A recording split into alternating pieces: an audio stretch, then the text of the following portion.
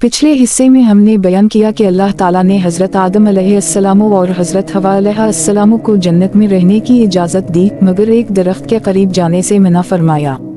अब आए आगे का ईमान अफरोज़ वाक़या सुनते हैं। हज़रत आदम अलैहिस्सलाम और हज़रत हवा अलैहिस्सलाम जन्नत की बेशुमार निमतों से लुत्फ़ अंदोज़ हो रहे थे। वहाँ ना भूख थी, ना प्यास, ना गर्मी थी और ना ही कोई तकलीफ। अल्लाह ताला ने इन्हें हर नेमत अता फरमाई थी, सिर्फ एक दरख्त के करीब जाने से मना किया था। दूसरी तरफ इब्लीस अपनी दुश्मनी नहीं भूला था।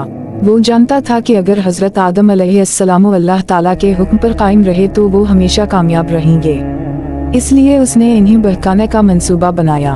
इब्लीस ने वसवसे डालने शुरू किए। इसने कहा, ए आदम, क्या मैं तुम्हें ऐसा दरख्त बताऊं जिससे हमेशा की जिंदगी और कभी ना खत्म होने वाली बादशाहत मिल जाए।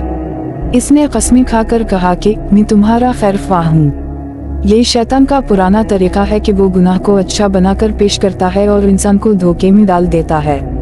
आखिरकार हज़रत आदम अलैहिस्सलाम और हज़रत हवा अलैहिस्सलाम से इज्तिहादी लग़ज़िश हुई और इन्होंने इस दरख्त का फल चख लिया जिससे अल्लाह ताला ने मना फरमाया था। जैसे ही इन्होंने इस दरख्त का फल खाया, इन्हें अपनी गलती का एहसास हो गया।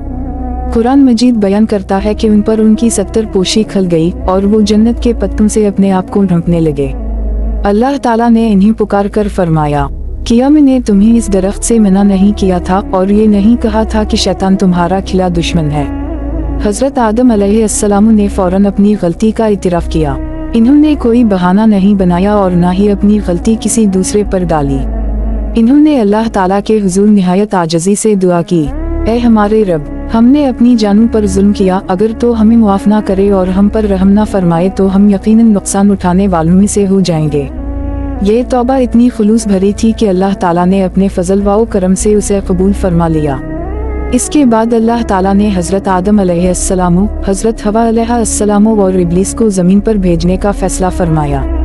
अल्लाह ताला ने फरमाया कि अब तुम सब जमीन पर जाओ, एक मुकर्ररा वक्त तक वहीं रहोगे, वहीं जिंदगी गुजारोगे, वहीं तुम्हारी औलाद पैदा होगी और फिर एक दिन तुम सबको दोबारा जिंदा करके मेरे सामने हिसाब के लिए हाजिर किया जाएगा।